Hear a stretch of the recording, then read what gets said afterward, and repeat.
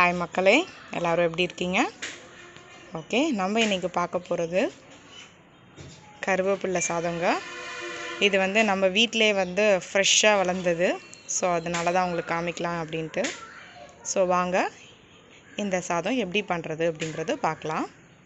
நான் வந்து 1 கப் கிட்ட வந்து கருவேப்பிலையை வந்து 2 நாள் அப்படியே காய வச்சு எடுத்து வச்சுருக்கேங்க. நீங்கள் ஒன்று எடுத்து பார்த்தாலே ப்ரெஸ் பண்ணாலே நல்லா மொடன்னு உரையுங்க பாருங்கள். இந்த மாதிரி உடையுது பாருங்கள். இந்த அளவுக்கு நல்லா காய்ச்சல் இருக்கணும். அதுக்கு 1 ஸ்பூன் கிட்ட மிளகு, 10 கிட்ட வந்து காஞ்ச மிளகாய் எடுத்திருக்கேன். உங்கள் காரத்துக்கு தகுந்தாப்பில் நீங்கள் அதை கம்மி பண்ணிக்கோங்க. அப்புறம் 1/4 ஸ்பூன் கிட்ட வந்து வெந்தயம், அப்புறம் ஒரு நெல்லிக்காய் சைஸில் வந்து புளி எடுத்திருக்கேங்க. அப்புறம் தேவையான அளவு உப்பு, அப்புறம் 1/4 கப்பு கிட்ட வந்து உளுத்தம்பருப்பு எடுத்திருக்காங்க. ஃபஸ்ட்டு நம்ம வந்து ஒரு பேஸ்ட் ரெடி பண்ண போகிறோம். அதுக்கப்புறம் தான் வந்து ரைஸோடு அதுக்கப்புறம் மிக்ஸ் பண்ண போகிறோம். அந்த பேஸ்ட் எப்படி செய்கிறது அப்படிங்கிறத பார்க்கலாம். பக்கத்துலேயே நான் ஒரு கடாய் போட்டிருக்கேங்க. கடாய் ஹீட் ஆனதும் இதில் வந்து 2 ஸ்பூன் கிட்ட வந்து நல்லெண்ணெய் ஆட் பண்ணிக்கலாம். உளுத்தம்பருப்பு, மிளகு, வெந்தயம். ஃபஸ்ட்டு இதை கொஞ்சமாக பொன்னிறமாகிற வரையும் வறுத்துக்கலாம். பாருங்கள், கலர் வந்து லைட்டாக சேஞ்ச் ஆகிருக்கு. இன்னும் ஒரு நிமிஷம் கிட்ட இருந்தால் போதும். அதே கடாயில் நம்ம காஞ்ச மிளகாய் எடுத்து வச்சுருந்தோம் இல்லையா, அதுவும் ஆட் பண்ணிடலாம். இது காம்போடு இருந்தாலும் பிரச்சனை இல்லைங்க. இப்போ வந்து மிளகாய் வறுபட்டுருச்சு, நம்ம எடுத்துடலாம்.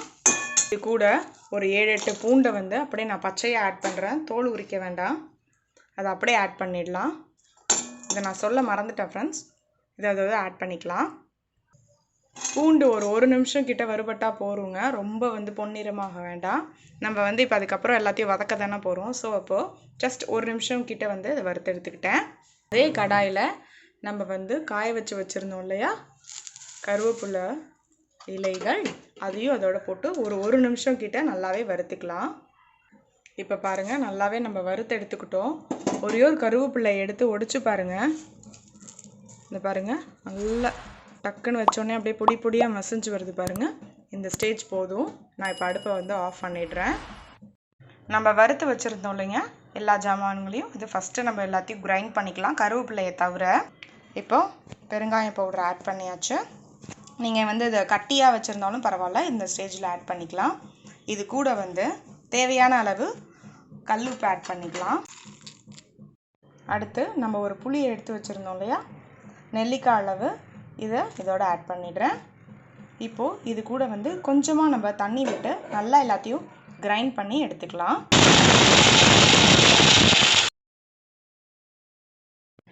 பாருங்கள், நம்மளோட விழுது இப்போ சூப்பராக ரெடி ஆகிடுச்சு. இந்த கன்சிஸ்டன்சிக்கு இருந்தால் போருங்க. கொஞ்சம் சாஃப்டாக இருக்கணும், ரொம்ப குறன்னு அரைச்சிட வேண்டாம், லைட்டாக இருந்தால் போரும். இந்த பாருங்கள். ஓகே, இப்போ திரும்ப அதே கடாய் போட்டிருக்கோம். கடாய் ஹீட் ஆகட்டும். இதில் வந்து திரும்ப வந்து 2 ஸ்பூன் கிட்ட நல்லெண்ணெய் ஆட் பண்ணுறேன். நான் கடுகு ஆட் பண்ணுறேன். 1/2 ஸ்பூன் கிட்ட வெந்தயம் ஆட் பண்ணுறேன். ஒரு கொத்து கருவேப்பிலை ஆட் பண்ணுறேன். நம்ம அரைச்சி வச்சுருந்தோம் இல்லையா விழுது, அதையும் இதோட ஆட் பண்ணிடலாம். பெருங்காயத்தூள் திரும்பவும் ஆட் பண்ணலாம். 1/2 ஸ்பூன் கிட்ட வந்து மஞ்சள் தூள் ஆட் பண்ணிக்கலாம். ஸோ இப்போ எல்லாத்தையும் நல்லா மிக்ஸ் பண்ணி விடலாம். இப்போது நல்லா வந்து சுருண்டு வர ஆரம்பிக்குது. இப்போ தான் இன்னும் கொஞ்சம் நேரம் இருக்கட்டும், அதிலே நல்லா பச்சை வாசனை போகட்டும். இப்போது சாதம் தனியாக நம்ம பாயில் பண்ணி வச்சுருக்கோம் இல்லையா, இதை வந்து அந்த விழுதோடு ஆட் பண்ணிடலாம். நம்ம இந்த மாதிரி பேஸ்ட்டாக அரைச்சி செய்யும் போது அதோட டேஸ்ட் ரொம்ப நல்லாயிருக்குங்க, பவுடரை காட்டிலும். ஸோ இந்த மாதிரி கண்டிப்பாக நீங்கள் ட்ரை பண்ணுங்கள். இந்த கருவேப்பிலை வந்து கொலஸ்ட்ராலுக்கு ரொம்ப நல்லதுங்க.